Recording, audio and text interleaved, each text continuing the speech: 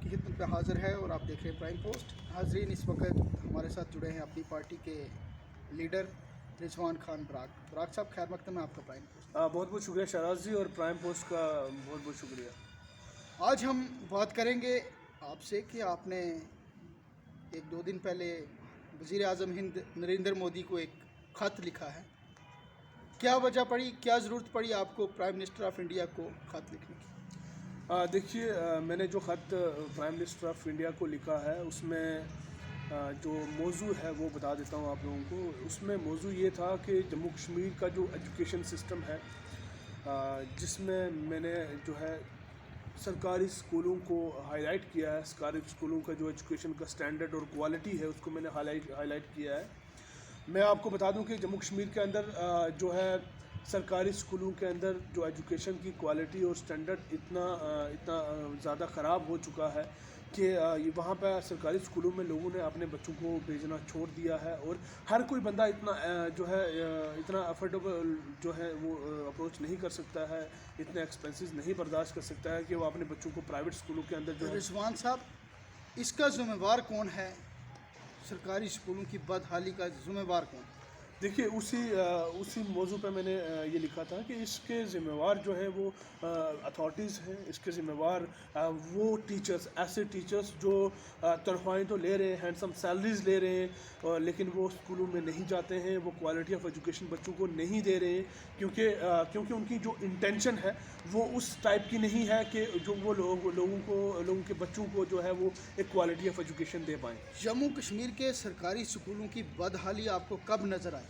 देखिए, बदहाली तो बहुत पहले से जो है नज़र में है। बड़ी बार मैंने कोशिश की इन चीज़ों पर करने की, और बहुत सारे लोगों ने बड़े एफर्ट्स किए, बहुत सारे पेपर्स ने, बहुत सारे सोशल एक्टिविस्ट हैं जम्मू कश्मीर के अंदर, बहुत सारे लोगों ने इन चीज़ों के ऊपर आवाज़ उठाई। लेकिन मुझे जहाँ तक लगा कि अब जब यूटी बनी तो यूटी में बड़े बड़े दावे किए गए सेंटर की तरफ से, लेकिन अभी तक इस तरह की कोई भी पॉलिसी नहीं बनाई गई कि ऐसे एलिमेंट्स जो एजुकेशन सेक्टर में हैं, ऐसे लोग जो एजुकेशन सेक्टर में, मैं सबको तो नहीं बोलूँगा, लेकिन कुछ ऐसे उस्ताद हैं जो सिर्फ सैलरीज लेते हैं, अपनी मनपसंद की पोस्टिंग्स लेते हैं, और जो पॉलिटिकल इन्फ्लुएंस की वजह से उन लोगों को कोई पूछने वाला नहीं है। और वो लोग क्या कर रहे हैं, वो लोग अपने मनमर्जी के साथ जो है वो स्कूलों में जाते हैं, अपने मनमर्जी के साथ पोस्टिंग लेते हैं, और मोस्ट ऑफ द स्कूल्स जो है रूरल एरिया में, उनमें तो टीचर्स प्रेजेंट भी नहीं होते हैं। मैं आपको इस पर एक चीज़ बताना चाहूँगा। देखिए, गवर्नमेंट फ्री एजुकेशन के लिए कहती है, गवर्नमेंट एजुकेशन पे इतना खर्चा करती है, इतना बड़ा बड़ा इंफ्रास्ट्रक्चर, टीचरों की, लेक्चरर्स की इतनी हैंडसम सैलरीज हैं, उसके साथ साथ जो है बहुत सारी अवेयरनेस कैंपेन्स, और एक नारा है, एक मिशन है, पढ़ेगा इंडिया तो बढ़ेगा इंडिया। तो उसी चीज़ को मैंने सोचा कि इस चीज़ के ऊपर बात होनी बहुत ज़्यादा ज़रूरी है। मैंने प्राइम मिनिस्टर ऑफ इंडिया को ये चीज़ इसलिए लिखी कि इनके लिए एक पॉलिसी बननी चाहिए, इनके लिए कुछ ऐसी स्ट्रैटेजी बननी चाहिए ताकि ये लोग जो हैं, जो एजुकेशन सेक्टर में ऐसे एलिमेंट्स जो बच्चों की ज़िंदगियों के साथ खिलवाड़ कर रहे हैं, उन लोगों के बारे में होना चाहिए। मुझे पता है कि मेरी ये जो बात है ये बहुत सारे लोगों को पसंद नहीं आएगी, लेकिन ये एक गरीब आवाम के, गरीब इंसान के बच्चे की फ्यूचर की बात है। ये एक गरीब इंसान की। रिजवान साहब, एक आपने सवाल, जब आप हम बात कर रहे थे उसमें आपने कहा कि प्राइम मिनिस्टर साहब का भी यही नारा है, पढ़ेगा इंडिया तभी तो बढ़ेगा इंडिया। जम्मू कश्मीर के जो सरकारी स्कूल हैं उनकी बदहाली आपको नज़र आई? अगर हम बात करें जो साबका हुकूमत थी जम्मू कश्मीर में, कहीं ना कहीं आपके जो लीडर हैं अल्ताफ़ बुखारी साहब, वो भी इसमें एजुकेशन मिनिस्टर रहे। अपनी पार्टी के वाइस प्रेसिडेंट चौधरी जुल्फ़िकार साहब, वो भी एजुकेशन मिनिस्टर रहे।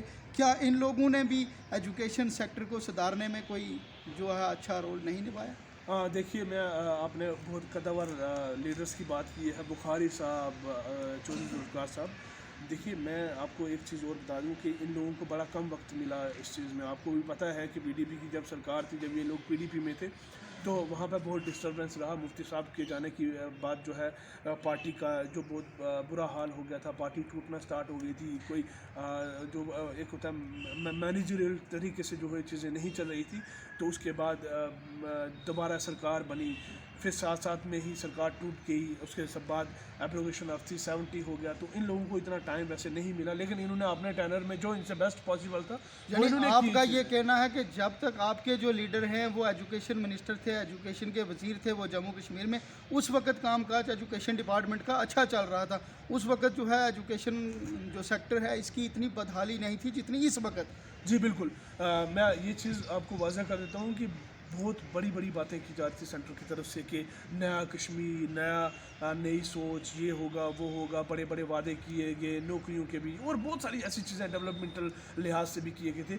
बट कुछ भी ऐसा जम्मू कश्मीर में हमें देखने को आज तक नहीं मिला। हमारे एजुकेशन सेक्टर जो है वो बहुत ज़्यादा कमज़ोर हो गया है। मेरी एक जो प्राइम मिनिस्टर ऑफ इंडिया को जो लेटर लिखा था मैंने, उसमें मैंने उनसे एक रिक्वेस्ट की है कि कोई ऐसी पॉलिसी बनाई जाए जिसको लेकर जो है जो एजुकेशन में टीचर्स हैं, मुलाजिम्स हैं, जितने भी लोग लेक्चरर्स हैं, उन लोगों की प्रमोशंस, उनकी इंक्रीमेंट्स, उनकी जो करियर प्रोग्रेशंस हैं, या फिर और बहुत सारी चीज़ें जो उनकी करियर के साथ जुड़ी होती हैं, जो उनकी सैलरी के साथ जुड़ी होती हैं, उनके अलाउंसेस, वो सिर्फ एक चीज़ के ऊपर बेस्ड होना चाहिए, वो है उनकी परफॉर्मेंस, जो स्टूडेंट्स के रिजल्ट से आए उस रिजवान परफॉर्मेंस साहब के। बहुत अच्छा सवाल जवाब दिया आपने कि आपने प्राइम मिनिस्टर वज़ीर आज़म हिंद को एक जो ख़त लिखा उसमें ये कहा है कि एक एजुकेशन के जो फील्ड के जो मुलाजम हैं, जो उस्ताद हैं, लेक्चरर हैं, उस्ताद की अगर हम बात करें तो उस्ताद को हिंदुस्तान में गुरु का दर्जा दिया गया है। डॉक्टर राधा कृष्ण जो थे वो हिंदुस्तान में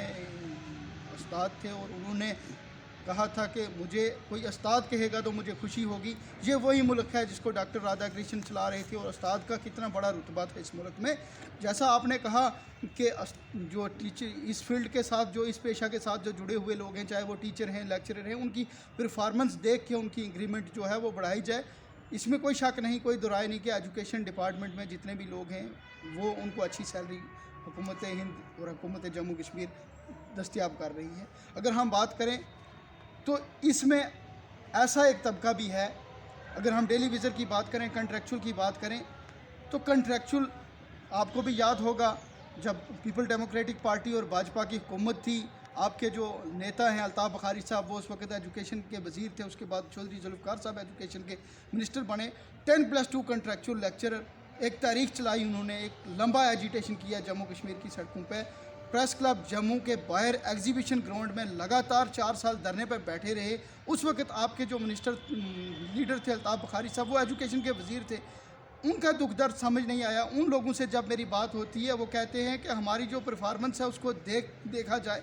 आज तक हमने अल्ताफ़ बुखारी साहब के पास भी अप्रोच की, महबूबा मुफ्ती जो आपकी उस PDP की चीफ मिनिस्टर थी उनके पास भी अप्रोच की, सभी मिनिस्टर के पास, चौधरी जुल्फ़िकार साहब के पास भी अप्रोच की, लेकिन उनका दुख दर्द किसी को समझ नहीं आया। ऐसा कब तक चलेगा? देखिए, जहाँ तक आपने कॉन्ट्रेक्चुअल लेक्चर्स की बात की, या जो ऐसे लोग जो है कॉन्ट्रैक्ट बेसिस पर लगाए हुए हैं एजुकेशन में, देखिए मैं आपको बताता हूँ, ये एक नई पीढ़ी है। ये जो यंग यूथ को इंगेज किया था, ये बहुत एक अच्छा इनिशिएटिव था कि चलो बेरोज़गारी से अच्छा है कि अगर उनको किसी न किसी ऐसे जगह पर एडजस्ट कर दिया जाए, ऐसे किसी स्कूल में या कॉलेज में या फिर 10+2 में, कि वो लोग अपनी जो है सर्विस दे पाएँ, तो एटलीस्ट जो कंट्रेक्चुअल जो उनका एक जो हक बनता था वो उनको दिया जाता रहा। देखिए, ये उस वक्त जो है, उस वक्त जो शायद पॉलिसीज़ बनती, शायद हुकूमत रहती तो और भी बहुत सारी चीज़ें बेहतर होती। और मैंने हमेशा जो डेली वेजर्स और कॉन्ट्रेक्चुअल्स हैं उनके लिए आवाज़ उठाता आया हूँ। ये आपकी जो बात है इससे मैं बिल्कुल सहमत हूँ, ये चीज़ें होनी चाहिए। मेरा कहना यही है कि उन लोगों को, अगर आप एक टीचर को 80,000 रुपये सैलरी दे रहे हो और वो बंदा कुछ भी कंट्रीब्यूट नहीं कर रहा, मैं सबकी बात नहीं कर रहा हूँ, कुछ चंद लोगों की बात कर रहा हूँ, उन लोगों को इतनी अच्छी हैंडसम सैलरी देने के बावजूद, इतना सब कुछ करने के बावजूद भी एजुकेशन सेक्टर में अच्छी कंट्रीब्यूशन उन लोगों की नहीं है। और वहीं पर साथ में एक यंग इंसान जो है, एक नौजवान जो है, वो कंट्रेक्चुअल बेसिस पर जो एंगेज्ड है, हम उसे कम प्रेफरेंस दे रहे हैं और उन लोगों को ज़्यादा प्रेफरेंस दे रहे हैं जो लोग कम कंट्रीब्यूट कर रहे हैं। यही सब रीज़न है, क्योंकि देखो एजुकेशन सेक्टर जो है एक ही तरीके से बेहतर हो सकता है। या तो जो नौजवान लोग हैं उनको ज़्यादा एम्पावर करके एजुकेशन सेक्टर में लाया जाए, जिस तरह कॉन्ट्रेक्चुअल्स हैं या टेलीविजन्स हैं। उसके साथ साथ क्या होना चाहिए कि मैंने आपको बताया कि सारी चीज़ें जो है इंक्रीमेंट्स और उनकी सारी परफॉर्मेंस के बेसिस पर होनी चाहिए।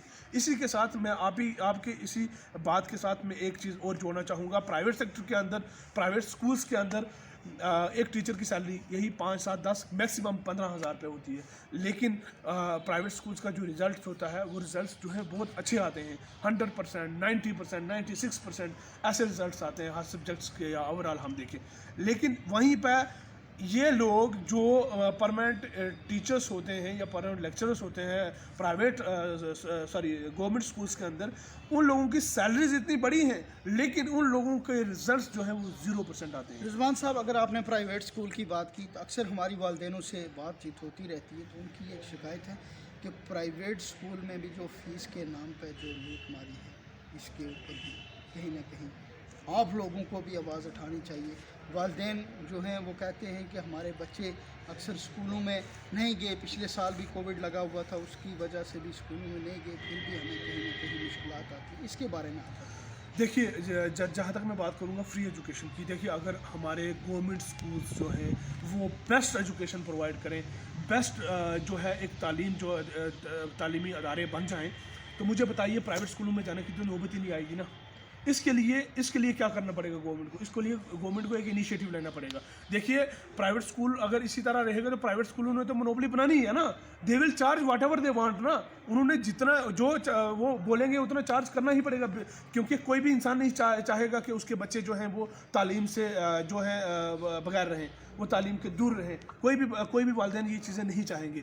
अगर ये आपका सवाल है कि प्राइवेट स्कूल ने अगर मोनोपोली बना रखी है तो इस मोनोपोली को कैसे तोड़ा जा सकता है, इसके लिए गवर्नमेंट को पॉलिसी, मैंने लेटर में भी मेंशन किया है कि गवर्नमेंट को एक पॉलिसी बनानी पड़ेगी कि चाहे वो डीसी का बच्चा हो, चाहे वो एमएलए का बच्चा हो, चाहे किसी मिनिस्टर का बच्चा हो, या किसी भी लोग ऐसे लोग हैं जिनके पास पैसा होता है या फिर जो घर से माली हिसाब से अच्छे होते हैं, उन सब को या फिर जितने भी गवर्नमेंट मुलाजम हैं या टीचर्स हैं, उन सबको कंपलसरी होना चाहिए गवर्नमेंट की तरफ से कि वो अपने बच्चों को गवर्नमेंट इदारों में ही छोड़ें फ्री एजुकेशन। क्योंकि अगर उनके बच्चे वहाँ जाएंगे तो ओबियसली वो स्कूल के हालात जो हैं, उन स्कूलों के हालात, गवर्नमेंट स्कूलों के हालात बेहतर हो जाएंगे, और हालात जब बेहतर हो जाएंगे तो इन प्राइवेट स्कूलों की जो मोनोपोली है वो भी ख़त्म होगी, और जो गवर्नमेंट स्कूल्स में गरीब का बच्चा पढ़ता है उसको भी एक अच्छी एजुकेशन मिलेगी, और इन चीज़ों का जो एजुकेशन सेक्टर है जम्मू कश्मीर का, जो गवर्नमेंट स्कूल्स हैं उनके हालात जो है बेहतर होंगे,